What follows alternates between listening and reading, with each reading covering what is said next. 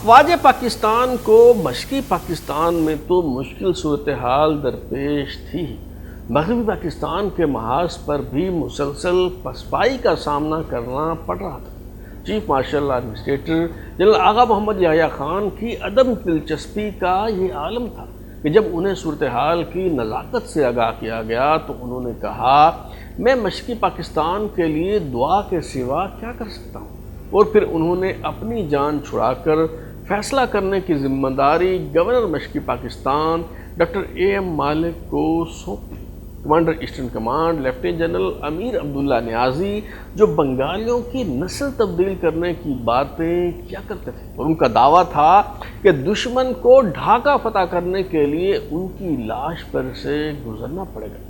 جب شکست واضح دکھائی دینے لگی تو وہ بچوں کی طرح دونوں ہاتھوں سے چہرے کو ڈھانپ کر سسکیاں لینے لگے۔ بھارتی فوج کے سامنے ہتھیار پھینک کر سرنڈر کرنے کا فیصلہ کیسے ہوا؟ ترازو کی سیریز مارشل لا کی تاریخ میں آج ہم یہی تلخ حقائق جاننے کی کوشش کریں گے۔ اس سلسلے کی 21ویں قسط کے ساتھ میں ہوں بلال غوری اور آپ دیکھ رہے ہیں ترازو۔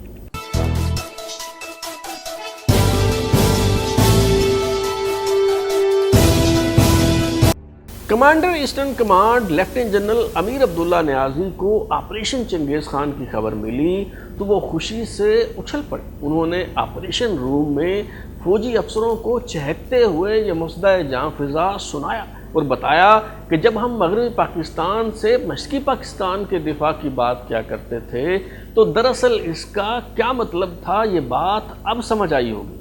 جنرل نیازی پہلوانوں کی طرح ڈنٹر پیلنے لگے اور جلد ہی یہ خوشخبری تمام فوجی دستوں تک پہنچانے کا حکم دیا کہ پاک فوج نے امرتسر فتح کر لیا ہے اور اب فیروز پور کی جانب بڑھ رہی ہے۔ جلد ہی یہ خبر محض افواہ ثابت ہوئی۔ اس طرح کی جھوٹی اطلاعات پھیلنے کا سبب یہ تھا کہ ساری فوجی قیادت مغالطوں کا شکار تھی۔ جنرل ابوبکر عثمان مٹھا نے اپنی خود نوشت میں انکشاف کیا ہے کہ سی جی ایس لیفٹیننٹ جنرل گل حسن نے آؤ دیکھا نہ تاؤ 18 ڈویژن کو رام گڑھ اور جیسلمیر فتح کرنے کا ٹاسک دے دیا، جو بری طرح ناکام ہوا۔ جب ان سے پوچھا گیا کہ اس احمقانہ منصوبے کی منظوری کیوں دی گئی تو انہوں نے کہا، ڈویژن کمانڈر کا دعویٰ تھا ہم ایک دن رام گڑھ پر قبضہ کریں گے اور اگلے روز جیسلمیر میں ہوں گے۔ پاکستان کو ہر محاذ پر شکست اور ناکامی کا سامنا تھا، مگر اخبارات کے ذریعے ایسا ماحول بنا دیا گیا تھا جیسے بہادر افواج دشمن کے دانت کھٹے کر رہی ہیں۔ کبھی خبر ملتی کہ دشمن کی پیش قدمی روک دی گئی ہے، کبھی دعویٰ کیا جاتا کہ 1965 کی تاریخ دہرائی جائے گی، کبھی نصر من اللہ و فتح قریب کے نعرے سے خون گرمایا جاتا، کبھی بتایا جاتا کہ چھمب کو آزاد کروا لیا گیا ہے، کبھی خبر ملتی کہ دشمن کو میدان جنگ میں سخت نقصان اٹھانا پڑا اور شاہینوں نے بھارت کے 49 جنگی جہاز مار کے آئے۔ جس دن افواج پاکستان نے ڈھاکہ میں بھارتی فوج کے سامنے ہتھیار ڈالے، اس روز سپہ سالار جنرل آغا محمد یحییٰ خان کا بیان انگریزی اخبار ڈان کی شہ سرخی کے طور پر شائع کیا گیا اور اس کے الفاظ تھے، وار ٹل وکٹری۔ خوش فہمیاں دم توڑنے لگیں تو پہلوانوں کی طرح ڈنٹر پیلنے اور بڑھکے لگانے والے لیفٹیننٹ جنرل امیر عبداللہ نیازی کے حوصلے بھی پست پڑنے لگے۔ گورنر مشرقی Pakistan doctor A M Malik کو متضاد اطلاعات مل رہی تھی، فوجی قیادت سب اچھا کی خبر دے رہی تھی، مگر میدان جنگ سے کچھ اور اطلاعات موصول ہو رہی تھی۔ انہوں نے صورتحال کا جائزہ لینے کے لیے 7 دسمبر کو گورنر ہاؤس میں ایک اہم اجلاس بلایا۔ Commander eastern command lieutenant general Amir Abdullah Niazi عجیب کشمکش کا شکار تھے۔ مصنوعی بہادری کا بھرم برقرار رکھتے ہوئے جھوٹی فتوحات کی کہانیاں سنائیں یا پھر حالت انسکار سے نکل کر درست زمینی حقائق سے آگاہ کریں۔ جنرل نیازی کی خاموشی کو بھانپتے ہوئے ڈاکٹر عبدالمطلب مالک نے ڈھارس بندھائی اور کہا کہ زندگی دھوپ چھاؤں ہے، اچھے برے حالات آتے رہتے ہیں، جرنیلوں کو بھی نشیب و فراز کا سامنا کرنا۔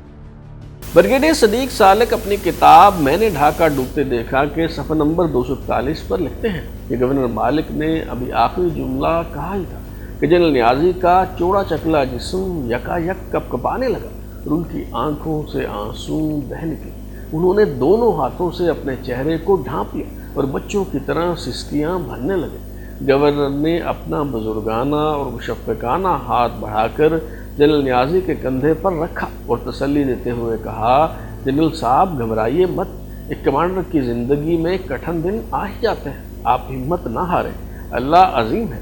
جس وقت جنرل نیازی بلک رہے تھے، گورنر ہاؤس کا ایک بنگالی بیرا چائے کا خان اٹھائے کمرے میں داخل ہوا۔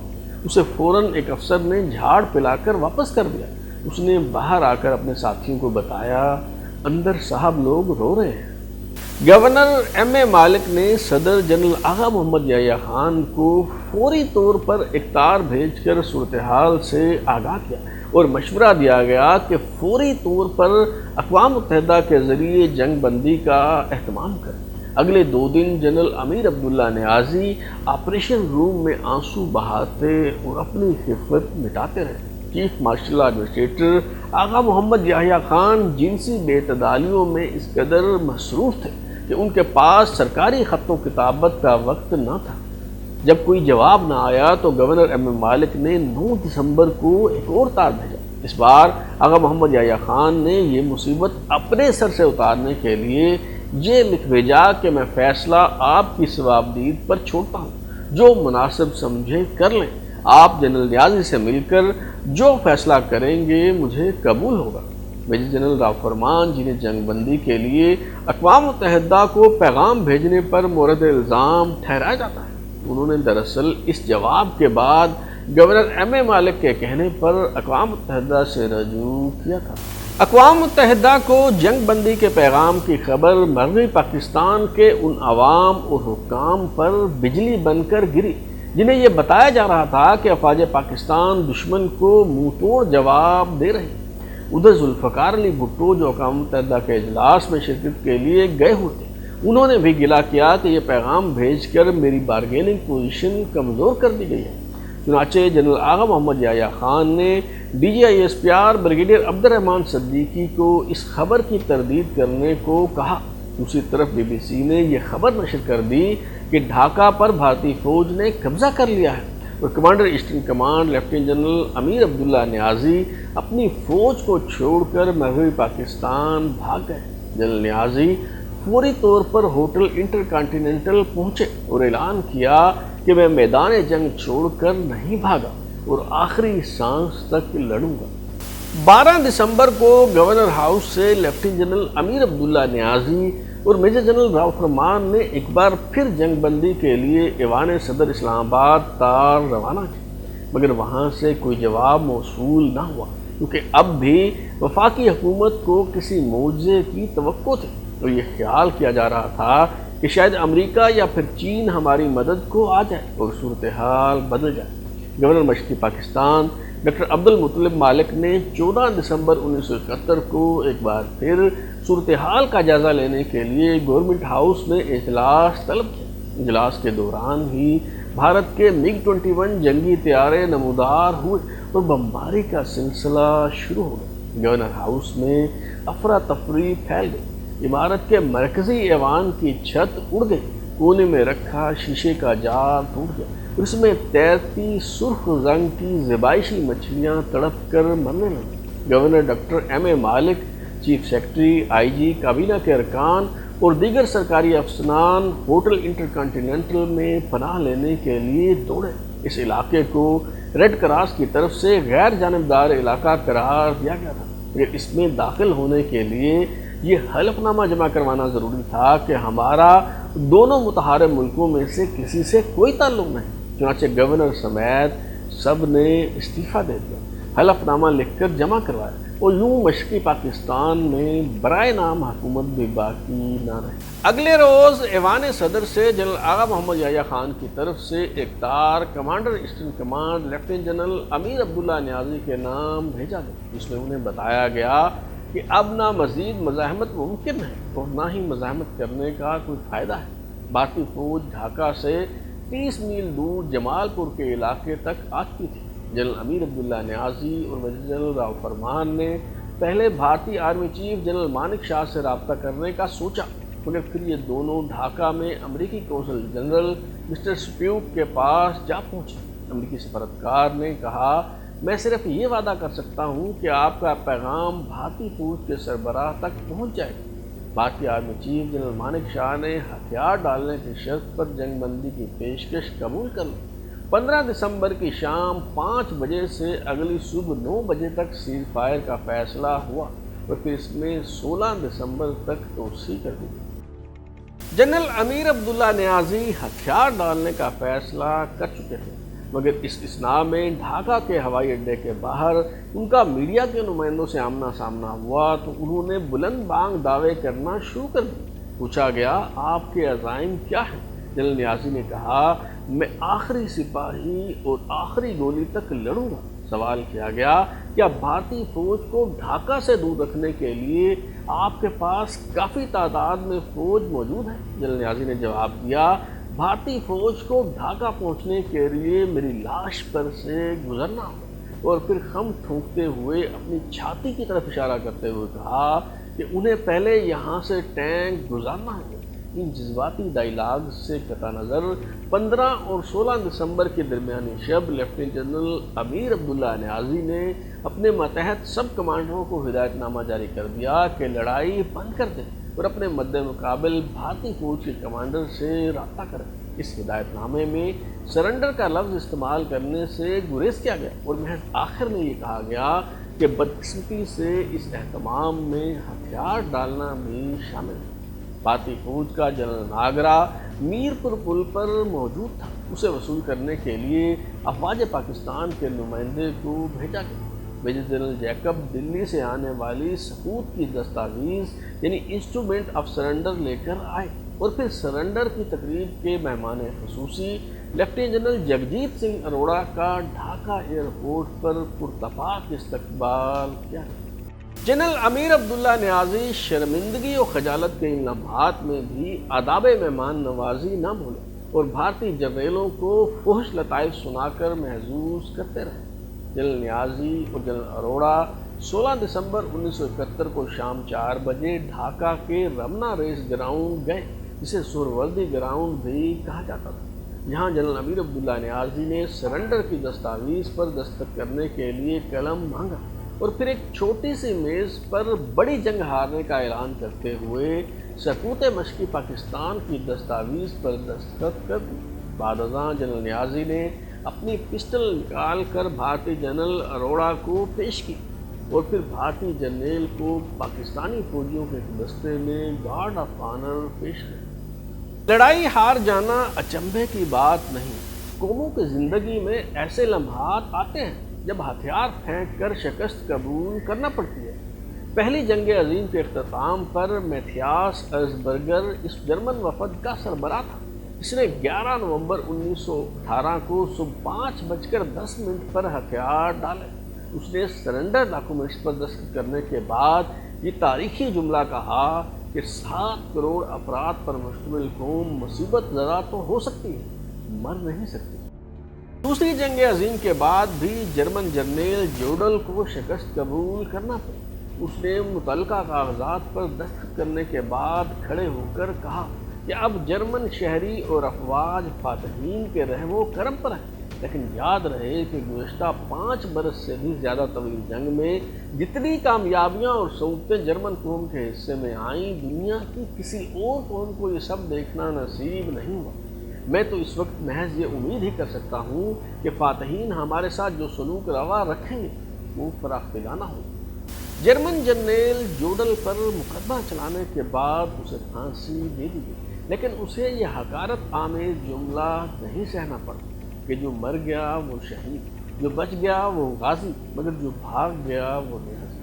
حسب روایت پاکستانیوں کو ڈھاکہ میں شرمناک شکست اور سرنڈر کی خبر بھی بی بی سی اور بھارتی ریڈیو سے ملی۔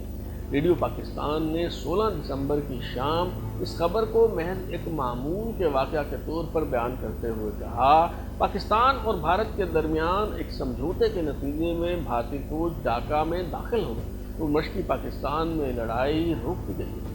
ابھی پاکستانی عوام اس بزدلانہ سرنڈر کے صدمے سے باہر نہیں نکلے کہ شراب کے نشے میں دھت جنرل آغا محمد یحییٰ خان کی آواز ریڈیو پاکستان پر سنائی تھی۔ وہ خود کو نپولین سمجھ کر کہہ رہے تھے، یہ وہ جنگ ہے جو محض میدان جنگ نہیں بلکہ گھروں، کھیتوں، کھلیانوں اور فیکٹریوں میں لڑی جائے۔ بسم اللہ الرحمن الرحیم۔ میرے عزیز ہم وطنوں، السلام علیکم۔ کسی ایک محاذ پر وقتی طور پر پیچھے ہٹنے کا یہ مطلب ہرگز نہیں ہے کہ لڑائی ختم ہو چکی ہے۔ اس جنگ میں جو ہماری قومی بقا کی جنگ ہے، آخری فتح ہماری ہی ہوگی انشاءاللہ۔ کہ پاکستان کے عوام اور ہماری مسلح افواج اس وقت تک چین سے نہیں بیٹھیں گے جب تک دشمن کو اپنے ملک کی سرحدوں سے باہر نہ نکال پھینکیں اور حق اور انصاف قائم نہ ہو جائے۔ ہم دشمن کا ہر محاذ پر ڈٹ کر مقابلہ کرتے رہیں گے اور ملک میں نمائندہ حکومت قائم کرنے کی کوشش بھی بدستور جاری رکھیں گے۔ جس کو دشمن نے حملہ کر کے ناکام بنانا چاہا،